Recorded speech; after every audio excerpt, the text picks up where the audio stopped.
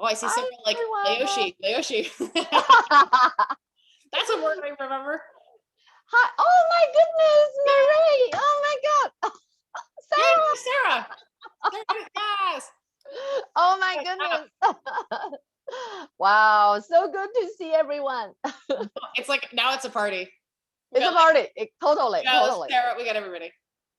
So funny. We're gonna give everybody a minute here, so I'm gonna make sure it's like class every day, right? You're like, let me make sure all the link to the link to the link. Yep. Yep. Oh, I feel like I've had Kelly Sita. I feel like I've had chameleon eyes during this whole series because you know how chameleons can move like one eyeball, and so you have to keep like one eye, and then you're like, right, like making sure no one's emailing, like panicked about it's not working or whatever. It's so true. Terrifying. I'm like, oh, I hope all the things work for everybody. Looks like we've got awesome. Okay, so we should be rocking and rolling. Yay! Hi everybody.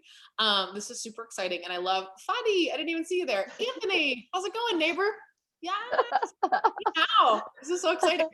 Anthony, I was so afraid I didn't email you today because I saw like your name was the last on the list because I sorted it by date, I think. Anyway, and so you were like. And then I saw it later and I thought, did I email Anthony? Like I sent it to him. I had to go back. I was so nervous. I was like, oh my gosh, my Atlanta friend. Okay. Whew. I was so nervous I didn't, but we're super excited to have you guys with us. I've changed locations, Ying. Normally I'm in my office, but today I'm on Ooh. the couch. Because I'm special, right? Kind of special, kind of fancy.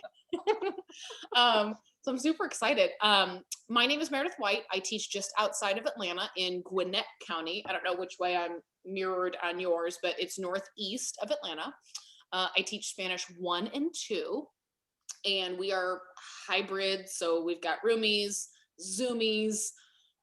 I don't know what we're doing a lot of days, but we're doing it. We're doing something, and it's going okay. And I'm super excited to host Ying tonight. Ying, I'm going to brag on you.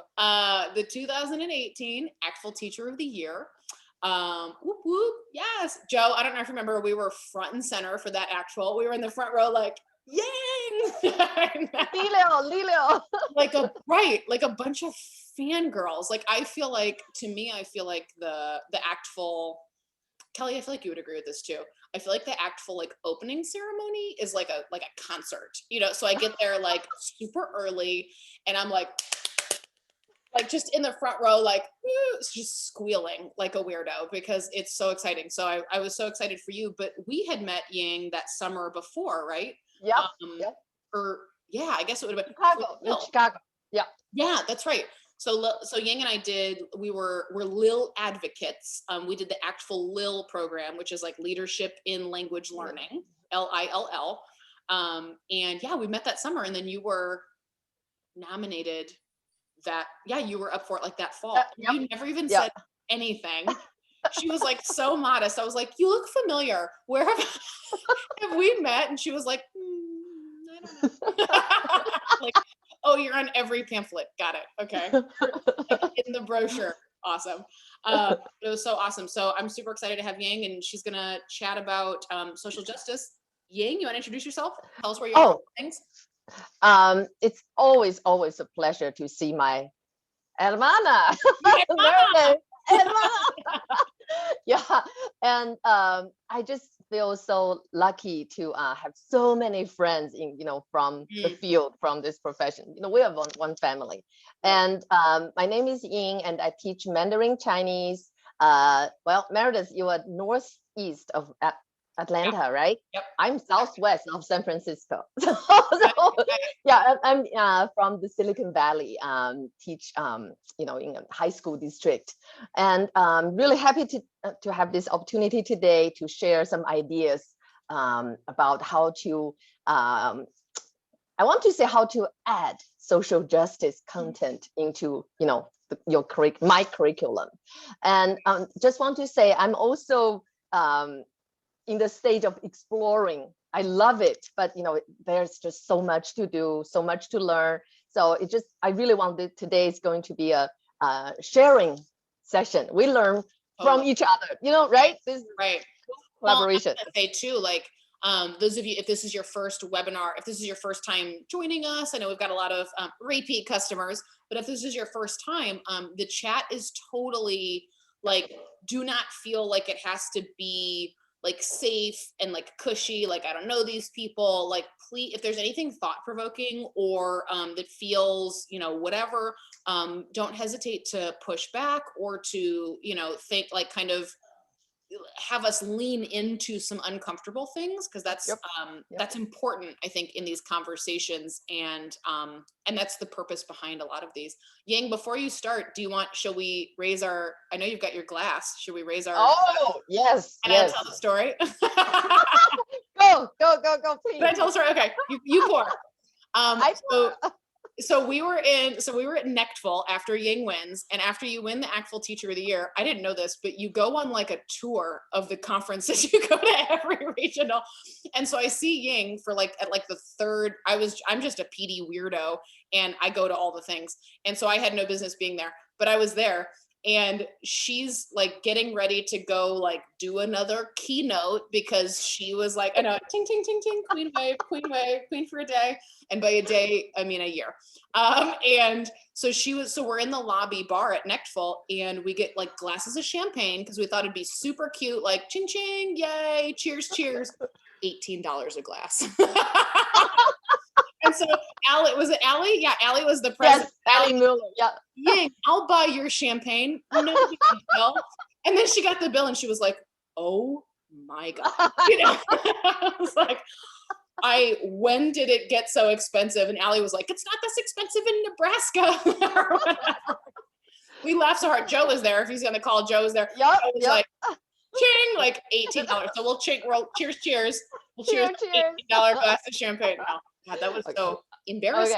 Okay, that's the champagne story. Okay, and I think I saw Jocelyn. Yeah, Jocelyn's here. Right? Hi, Jocelyn. Good to see you here.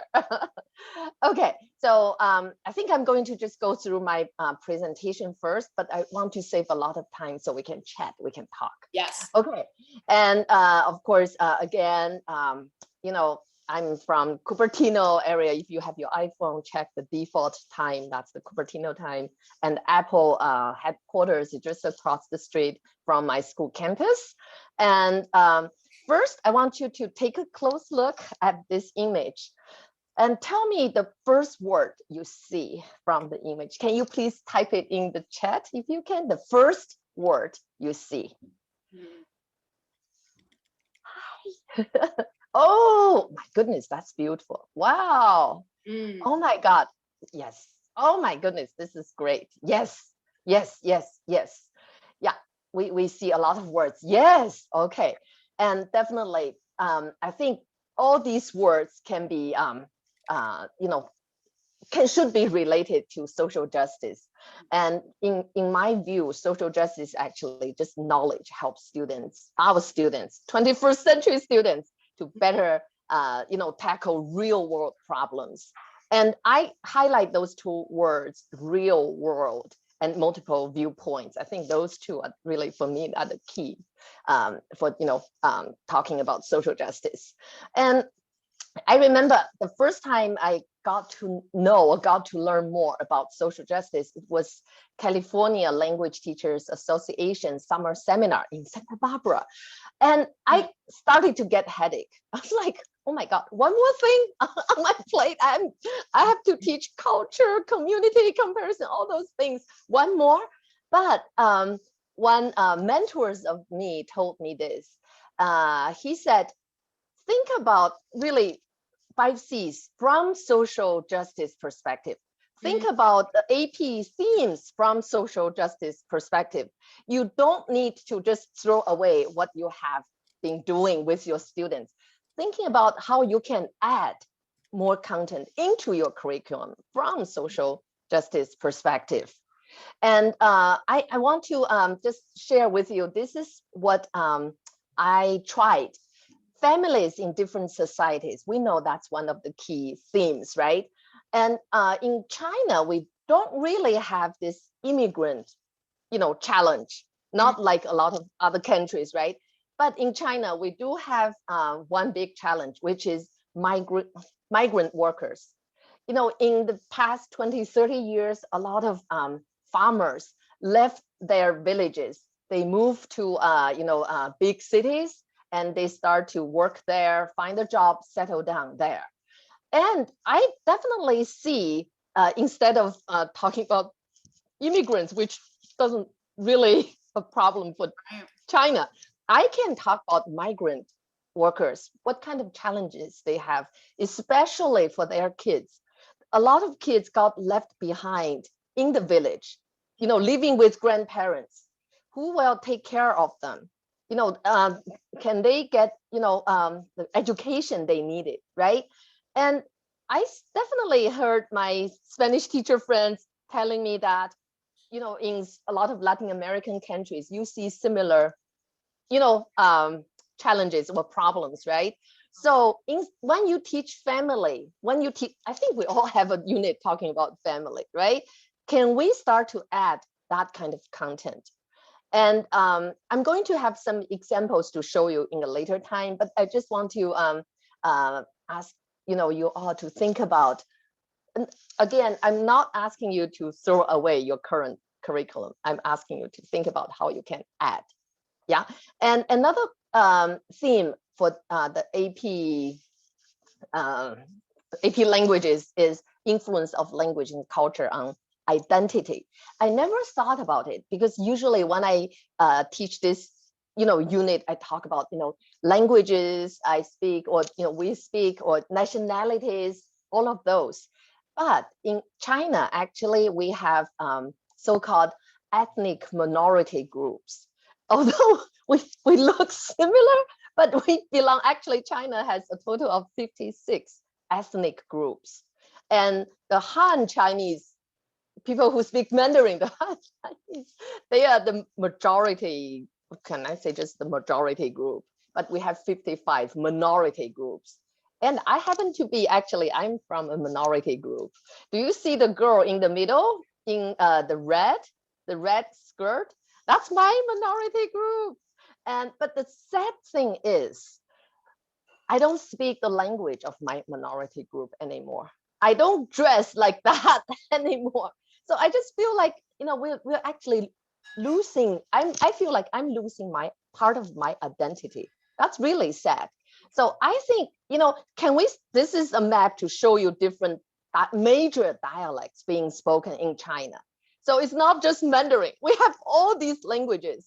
And just last week, I think, Meredith, you were there as well. When we joined the JNCL, the Language Advocacy Day, we talk about, Native American languages. In America, we need to really, save those languages, right? And I heard one comment: when a language dies, the culture dies with it.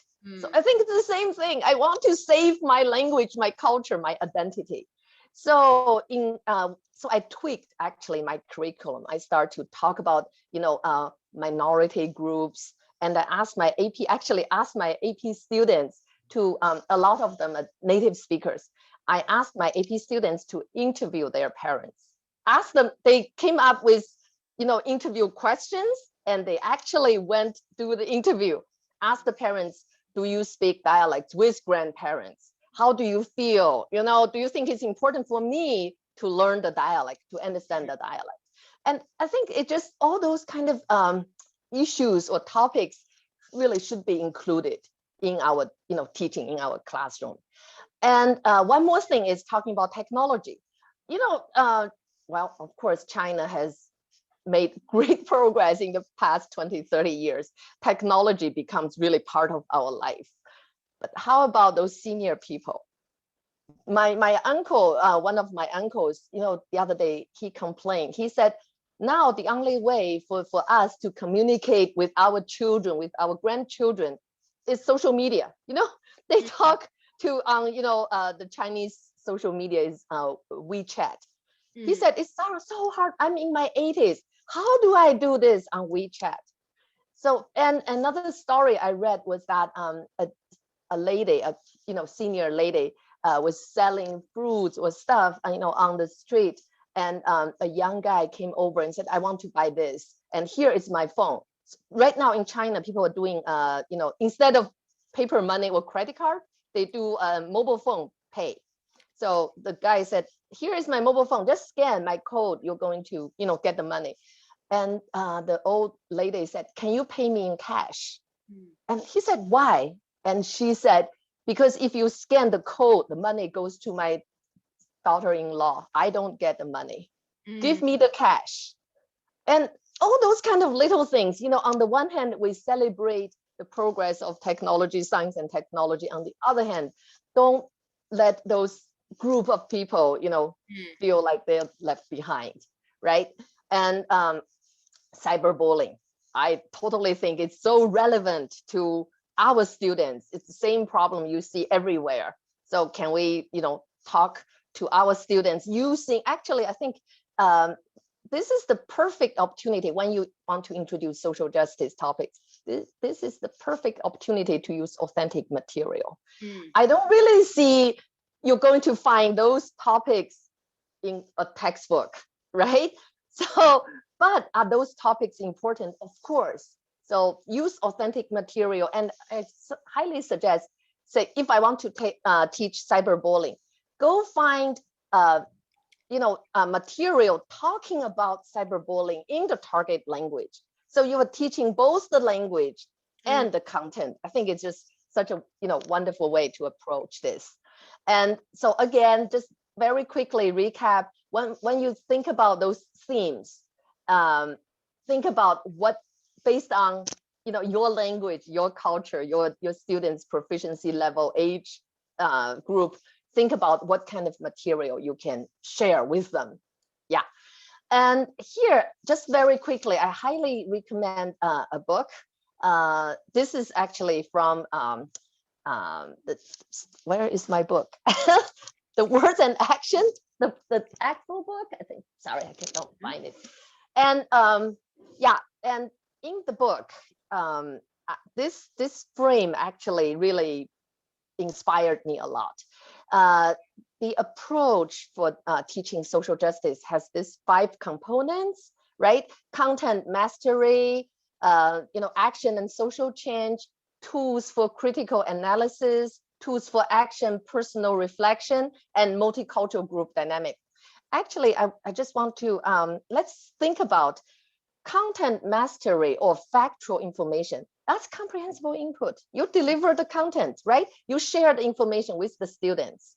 And tools, for me, tools for action and social change, that you can really embed it in your presentational activities. Talk about, the social justice, a specific topic, and ask your students to think about what kind of actions they can take to solve the problem. And tools for critical analysis, that can be an interpersonal part, right? We share ideas, how you think about, this topic, this issue, and let's exchange ideas and let's, figure out what we can do, right? So it's, again, I want to say it's not like totally new thing. It's just we need to change the mindset, just think about this from a new perspective. And I want to share 2 samples I have done with my students. This one is with my novice, my Chinese one, my novice mid, students. This is the chapter when we talk about nationalities. And in Chinese, the word is like, where are you from? Or what is your nationality is 你是哪国人? And I'm going to show you what I did before. This is like before and after kind of thing. So this is what I did before. I just, put the question, 他是哪国人? Which country was he from? And I'm going to say, oh, 他是美国人. And I think you can figure out what I mean by 美国. Can you try? 他华盛顿是美国人. 美国人. Yes, Gabriella. Yes. So, and then I moved to these are the countries I want my students to learn. So 他是哪国人? 他是美国人. 他是哪国人? And maybe he is a famous basketball player, Yao Ming. I think it's just we all talk about Yao Ming. in our Chinese class, right? 他是中国人，中国，看中国人。And 他是哪国人？他是英国人，他是英国人。他是哪国人？他是墨西哥人，他是墨西哥人。Yeah, so that's what I did in the past. I use image to help my students to understand, right? And then this is what I add. And after we, went through all those words, I start to put a new image. I said, 他是哪国人? And I ask my students to, put their, they can guess, and they can put their guess in the chat. And of course, I got a lot of Chinese, 中国人 Chinese. And I'm saying, 不对，他不是中国人，他是美国人。哦，他是谁？we learned this, this stage we learned how to say the name. His name is, what's his name? So I start to introduce his name, and I start to say his Chinese name is this, his English name is this, and he was the governor of Washington State, and he was yeah. So I think just use this to really, what I want to do is just help students to, we might look different, but we're all American. That's really my goal, right? To help them to break their, to put a new idea in their mind. Let me, put it that way. And I give them another example. 他们是哪国人？他们。So what's the nationality for them? And then I'm going to say 他们是美国人. They are all Americans. And actually all of them like Olympic champions. Again, actually, I think, when we are talking about Asian American, I think not very often we relate Asian American images with sports, right? But I want to just tell them, actually, in the real world, we have those excellent, outstanding, lady, women athletes. And actually this Michelle Kwan, I think a lot of us might know her. And this is Morgan Hurd. And this lady, Julia True, she's amazing. She was playing ice hockey for American women ice hockey team.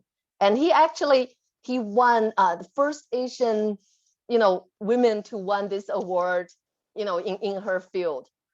She's amazing. All of those, when I started, actually, I want to say the process of preparing these lessons, actually, I learned so much. And it's also, I think, it's self-educate, process. I really enjoyed it. And of course, I'm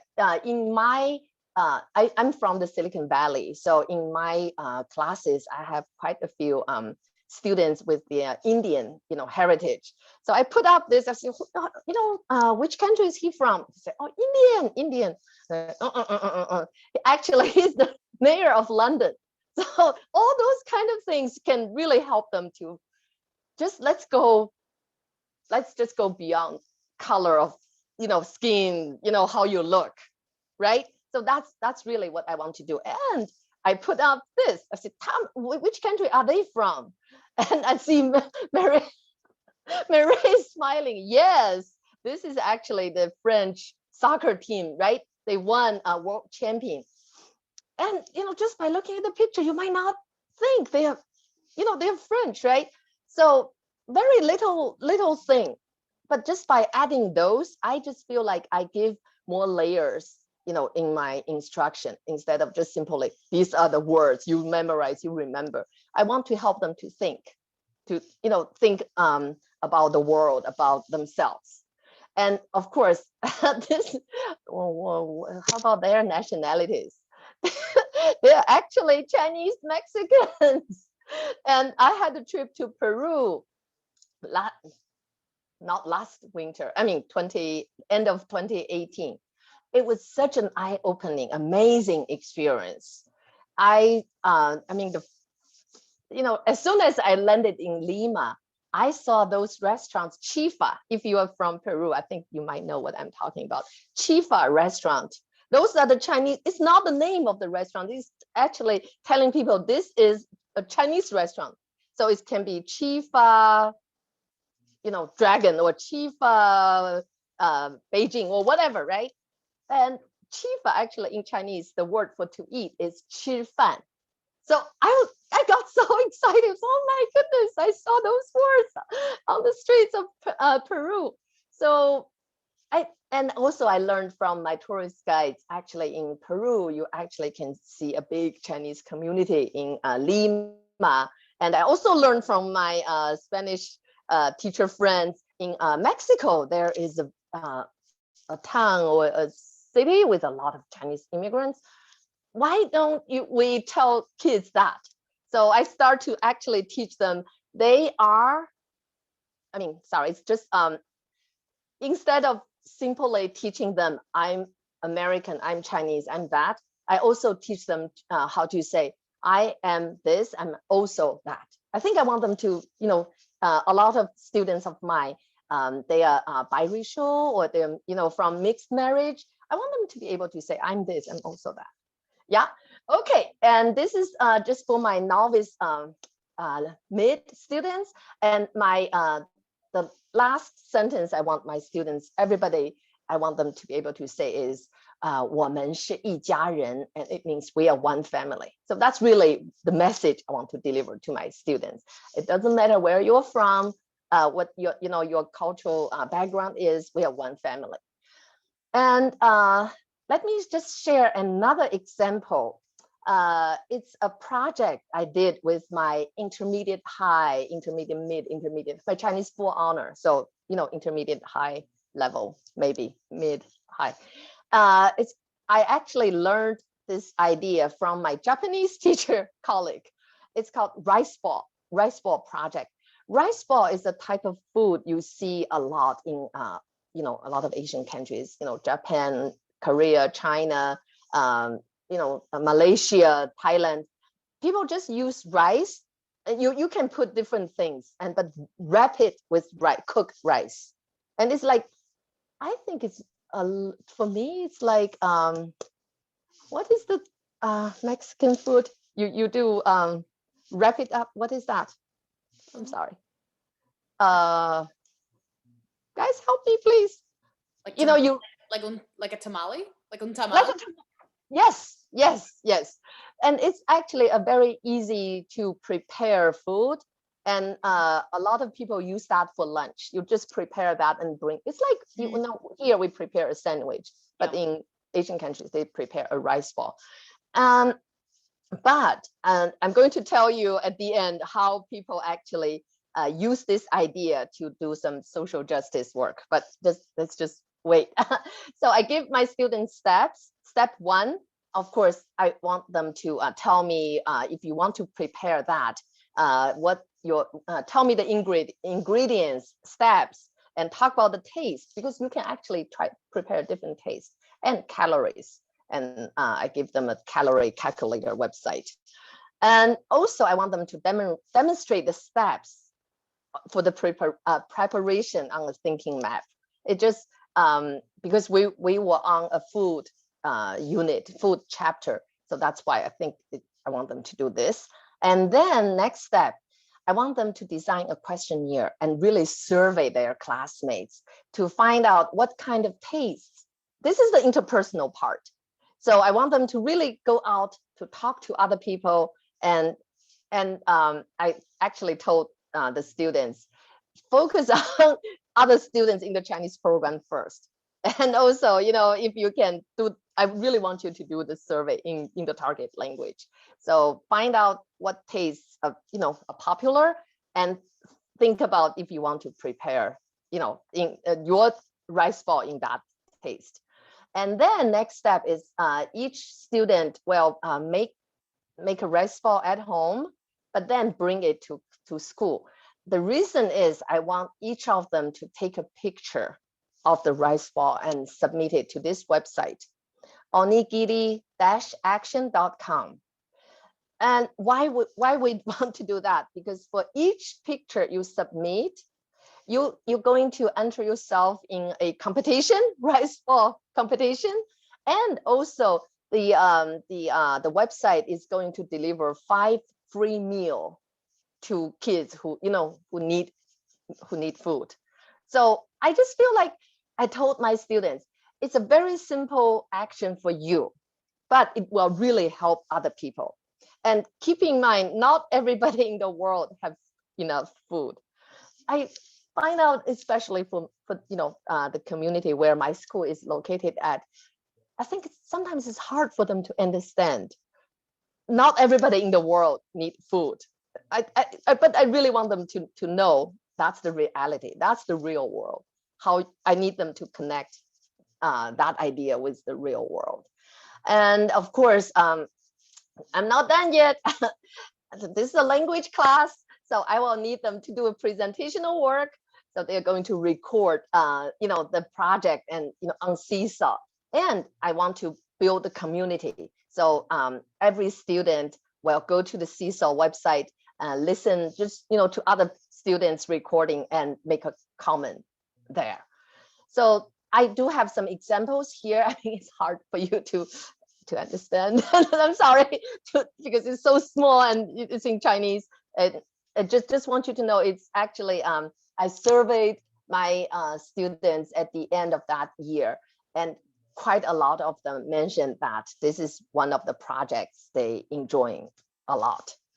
And just a little bit more. 这是我的饭团，Okay, okay, we'll move on. So this is actually the website, the Onigiri, Bash Action website. So you see, for 2020 campaign, they received this many photos and they delivered this many meals. And just please, and here are the winners of the actual last year's campaign. Just please keep in mind, they only take entries for the month of November, not all year around. It's only for the month of November. If you can, I would like to have more, teacher friends have their students submitting pictures to this website so we can help more kids in the world. Okay, and lastly, and I have some resources I think we can definitely, make good use of. And this is the book I mentioned earlier, Words and Actions. If you are interested in social justice, definitely this is a must-have book.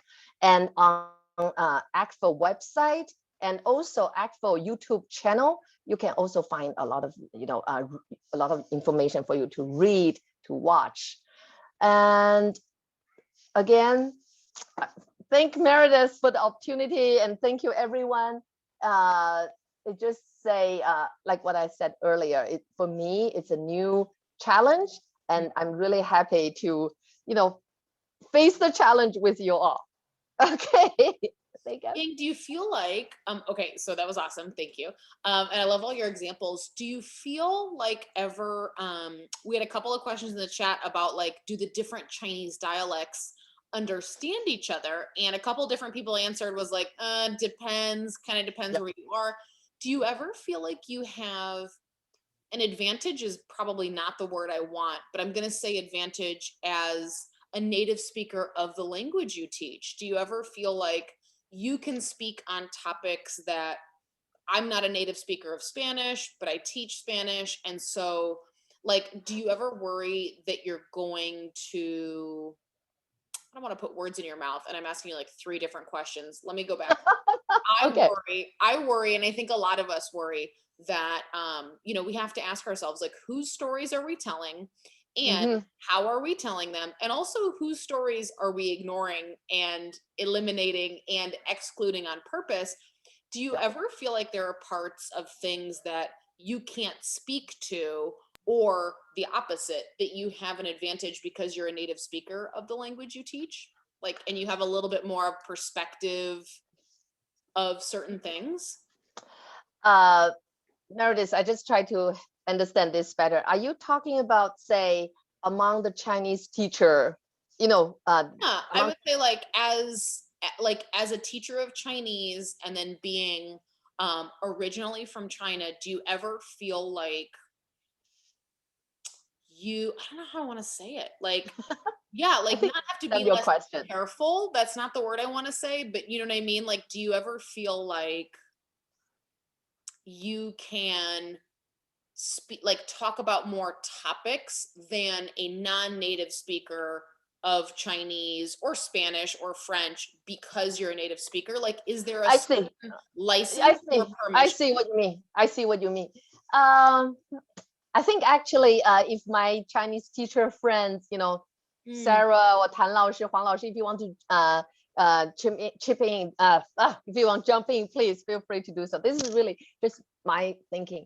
First, I want to say, I just cannot value my non-native speaker Chinese teacher, mm, friends. I just cannot say how much I appreciate them enough. The reason is actually I have been having student teachers for in the past 8-9 oh, wow. years, Cool. and I have had 2 non-native speaker student teachers. I cannot tell you how much I have learned from them. They actually gave me a different perspective, very different perspective. For instance, Chinese language is not a alphabetical language, right? We do by characters, like one by one by one, right? So as a native speaker, I just think I just learned it. I just learned it. I don't know how Right. I learned it, but I just Right. did it. But one of my non-native speaker student teachers told me this. He said, English has 26 letters and Chinese has 300 letters. I said, what do you mean by that? He said, my first 300 characters, I just had to spend time to practice. And then he said, after that, all of a sudden it becomes easier because I can start to mix and match. I can see, oh, this is a new character, but I see this new character's left part is the left part of another character I learned. You know what I'm saying? And also I have noticed that it's very interesting. Sometimes when my students have questions, my answer might not hit them right there, but my student teachers, they just got it right, right there. They just take Right. took them just 2 words, because I think those 2 student teachers, they went through the process just like my students. They learned Chinese as a second language. Gotcha. But in terms of say their understanding, if is well, they might not know as much as I do about the Right. culture, right? I think that's totally fine. That's totally fine. And I think as a community, Chinese teacher community, I really want to promote the idea that I want to say we take advantage of each other, Mm, right? We can. I think sometimes when I prepare lesson plans with my student teachers, they really sometimes I got those aha moments. I mm, didn't think of that from a very right. unique perspective. And say my student teachers, they all had experience of living in China or traveling to China. Mhm, And really I think their eyes are different from us. mhm. They saw things from a unique angle. So That's I, true. I really see we can as a team, we can definitely, yeah, It's right. interesting that you say that. I was chatting with my Chilean colleague a couple of weeks ago now. It's been, and I had just read an article about Haitians, people Mm, from Haiti in Chile, and there was just a couple of the more complicated parts of that, and kind of some things that they're dealing with, and some race related things and whatever. And I realized, I was asking her about it, and she said, "Oh, no, there's no need for oh, what did she say? There's no we don't need to like teach or cover social justice in Chile. There's no racism there." And I was like, "Oh my gosh." Like, first of all, that's not the only reason, right? Like, for like, oh my gosh. And then second of all, yes, absolutely there is.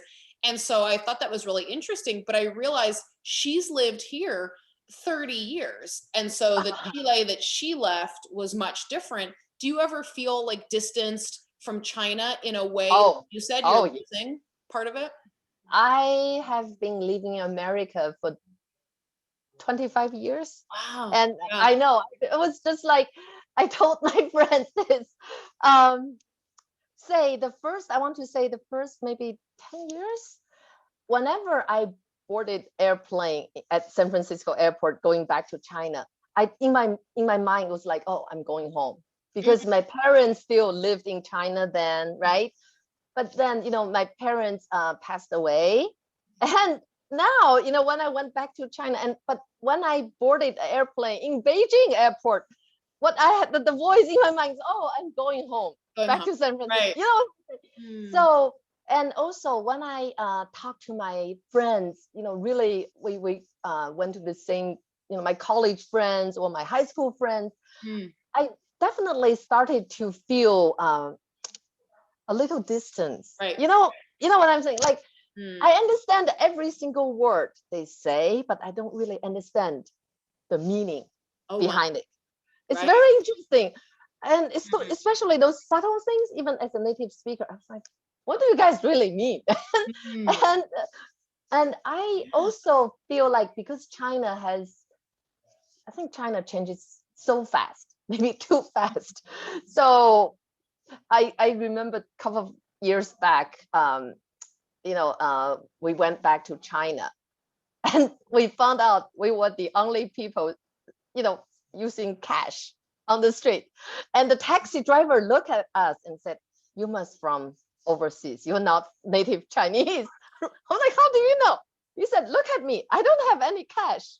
Right now, everybody is using cell phone, to Oh, do oh, the yeah. payment. And he said, this taxi driver really gave us a big, lecture. He said, guess what? This new technology thing is doing us a lot of good things. For instance, right now we don't have a lot of taxi robbery Oh, because people know you don't see cash in the taxi, fair. Yeah. right? So all of those, I think you're right. I just feel like I just feel like I have two roots. Mm. One root is like forever, it's like my Chinese root, right?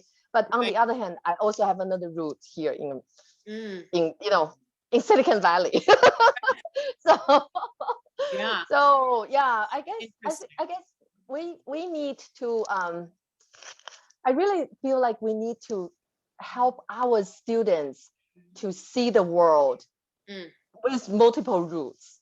Right. I really, really feel that's the way to go because especially in my case, um, quite a few students of my heritage students, but okay, so it's also an interesting topic. I have students with totally Chinese last name, Chinese face. They don't speak even one Chinese word. No. And I was told even the grandparents don't speak Chinese. It's just they happen to have a Chinese last name, right? Yep. And on the other hand, of course, these days I have students with a non-Chinese last name and non-Chinese face, but speak perfect Chinese. Right. They are either going through the immersion program or they went to China with parents when parents, had a job opportunity in China. So they grew up there.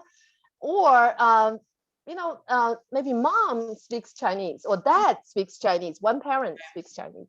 So this is the world. I think we cannot judge people by their look, by their last name. It's just Right. and and I also feel that's the beauty of America, of this world, right? Mm. People, I just feel like my students, each student is like a flower in my garden, Mm. and think about how many different types of flowers we have in this world. And I cannot say orchid is more beautiful than rose. No, every flower is beautiful. Every culture is beautiful. And I don't really think this world is lack of beauty. I think maybe what we're lacking of just our eyes who know, Right. who can enjoy the beauty. Right. So yeah.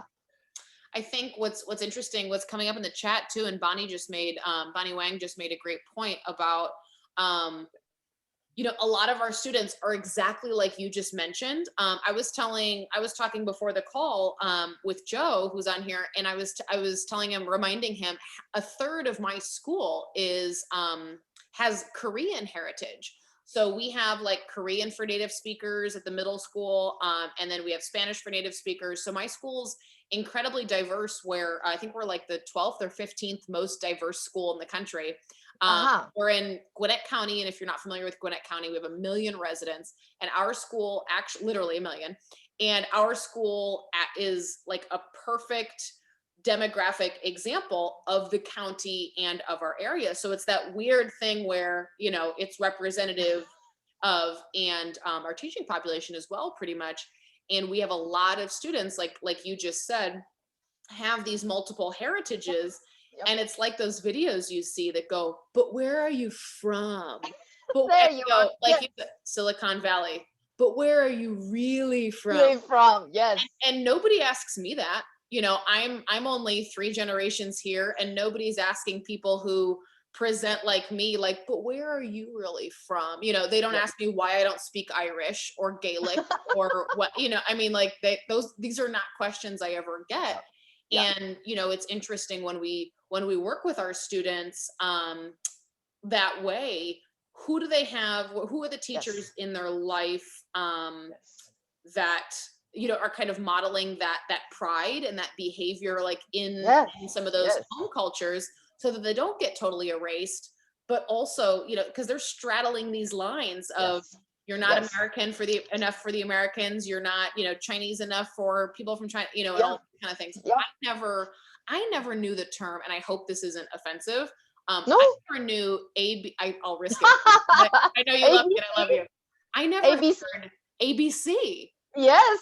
American born Chinese. 2 ABC. years ago, my friend Xiao came and stayed the night with me, and then she went to my school the next morning Yeah. because she was going to observe our Chinese teacher, Selena, and she like told me, "Is she ABC?" And I was like, "I don't know what that means." I was so ignorant, and I was like, "What's ABC?" And she goes, Yep. "American born Chinese." Or And I was like, Chinese, yes. no, Selena's like from China. And then I got really embarrassed because she goes, "Oh, where?" And I said, "Well, I don't know." Like, I never asked because I don't know anything about like the geography of China, which was embarrassing. And it was just like, I thought that was so strange, but Yeah. I guess we all do that in some way. Is that offensive? What does that mean? Where does that, what wrapped up in all of that? I don't really feel like it's offensive. And I heard my students calling themselves ABC. We are ABCs. And you just actually reminded me of a project I did with my students. Because in my classes, I have quite a few ABCs. And I heard once, I talked to a student during lunchtime, and she said, "I don't really know who I am." He said, I don't know if I'm American, I'm Chinese, I'm both. And she said, "How about my percentage? Am I 30% Chinese, 70?" I don't know. She was just You're like, I don't know. I don't know. And then I just told myself, I need to help my students to better understand and to understand themselves and find their identity. Yeah. So we did a project just focusing on ABCs. Actually, I asked my students to do a research on ABCs. And I said specifically, don't talk about Jackie Chan. He's not ABC. I want you to talk about really American-born Chinese. Right. And guess what? It was amazing. Say, the person who actually invented N95 mask is a Chinese. And also the lady who designed the Vietnam War monument is a Chinese lady. And I know Maya Lin. And I learned from my students. I learned all of these from my students. She was a college student. And I think there was a contest for the design of the monument. She actually won first place. But the person who got the second place was a famous designer, and he got really mad. He said, "You cannot give this to the first place award to a 23-year-old college sophomore. No." Wow. So it actually ended up, she got, I think maybe just a couple of thousands as the, uh, reward.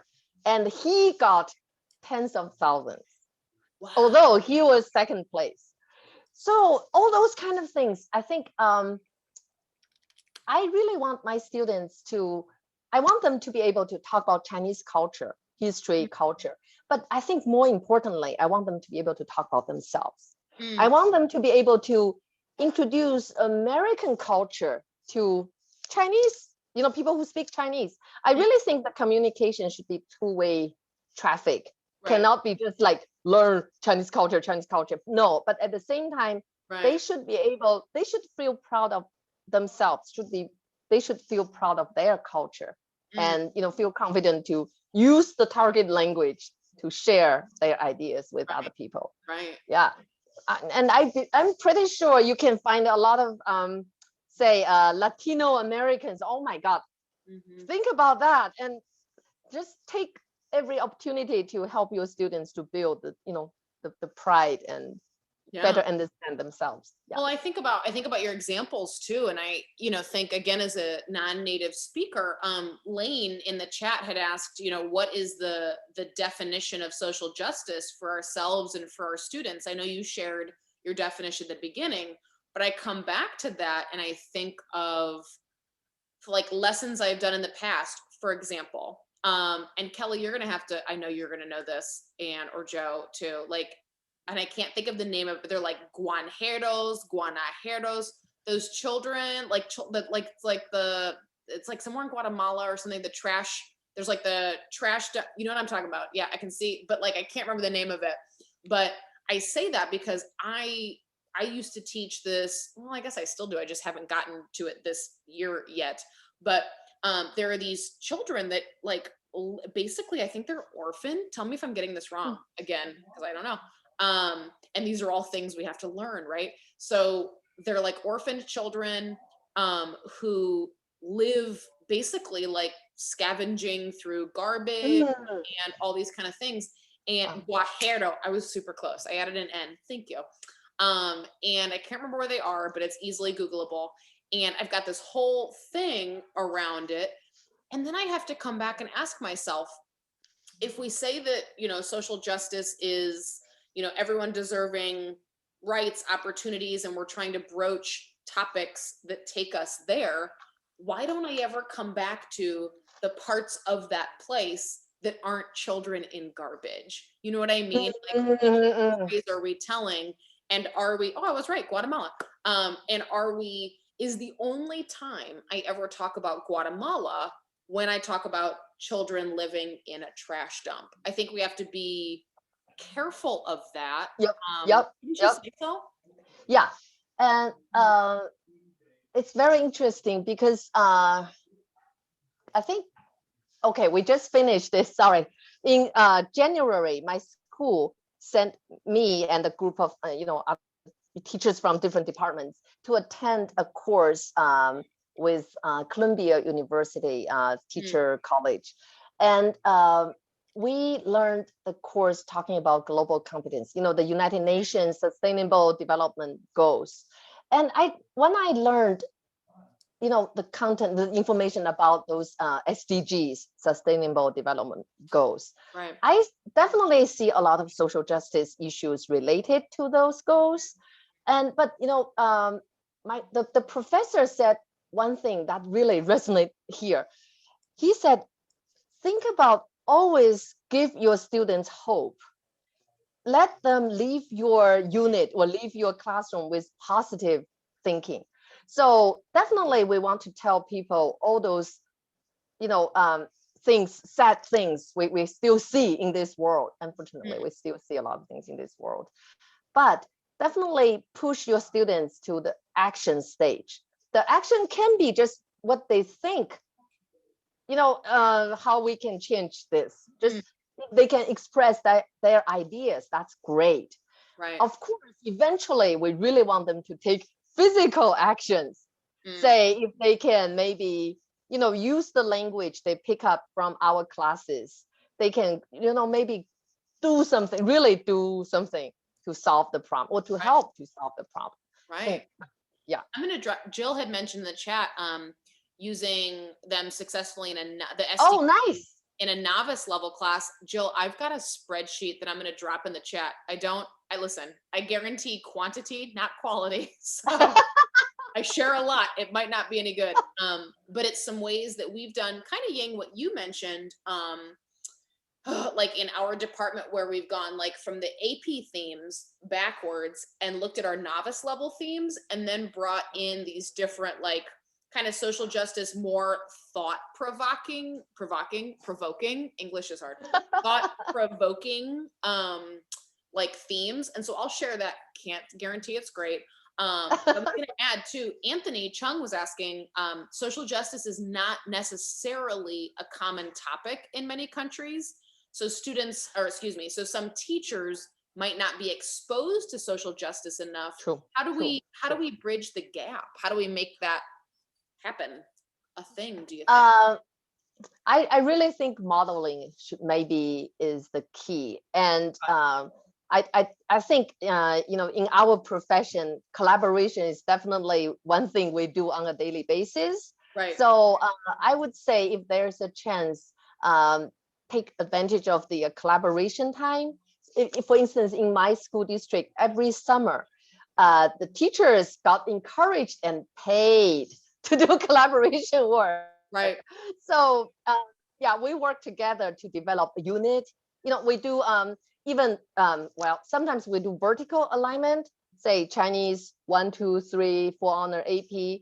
What can we do vertically? Or we do it horizontally. Say Japanese, Chinese, Spanish, and French, 4 languages being taught in my school district. We identify a common theme and say for honor, just say across 4 languages, can we do one project? Right. And definitely those are the perfect opportunities to bring in topics related to social justice. Right. And I think definitely talk to, again, the best PD is just down the hallway. So talk to your colleagues, and your teacher friends.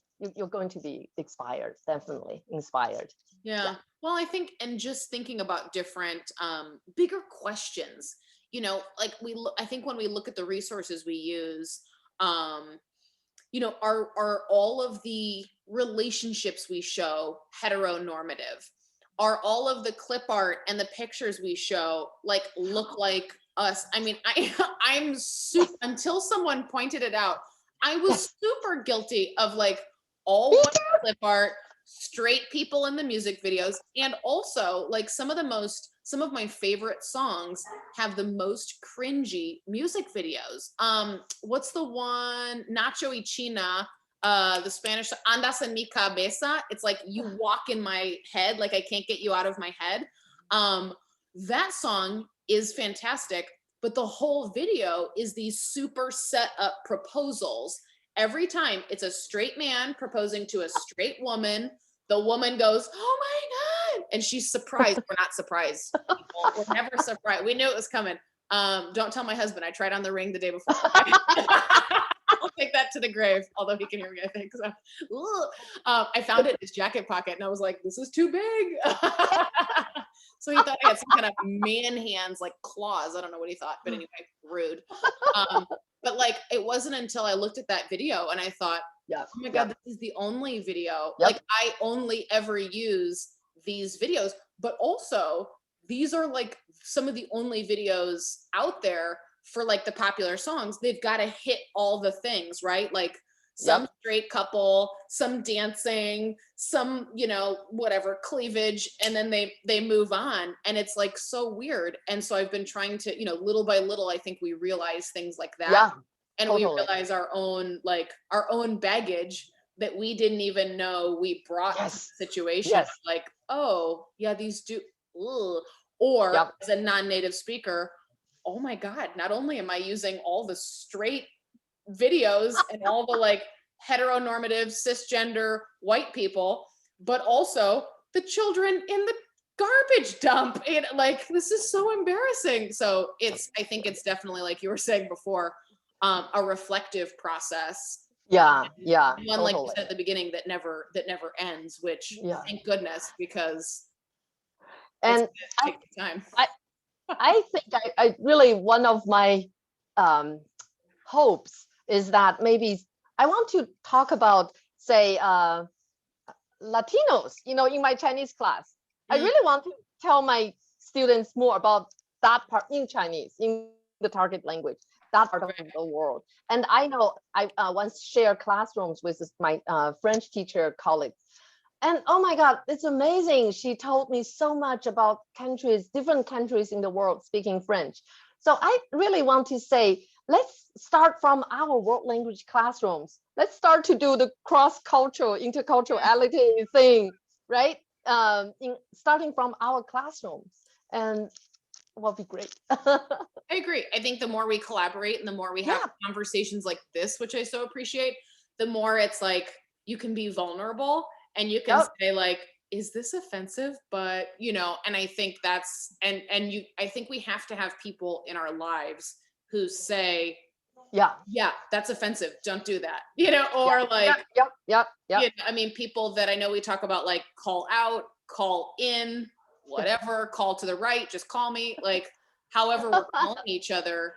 Communication. I think ultimately if we connect and go, don't do that, it's like, okay, because I think a lot of the times the things we don't, the reasons we tell ourselves as teachers to not include something, or maybe something feels too risky or something. It's a lot of teacher centering, and it's a lot of, I'm gonna get in trouble.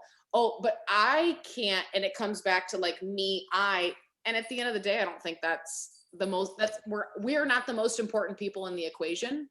And I think if we're putting students first, exactly. I think who was it 2 weeks ago? Fran was saying, you'll, like, for example, she was talking about having, or excuse me, no, it was Chris Nicely was saying, for like transgender students, if we're talking about different, like non-binary, not even transgender, but like non-binary pronouns, that you don't have to have non-binary students in your class to teach and to value non-binary pronouns in languages like Spanish that have gender. I don't know if Chinese takes gender, but things like that.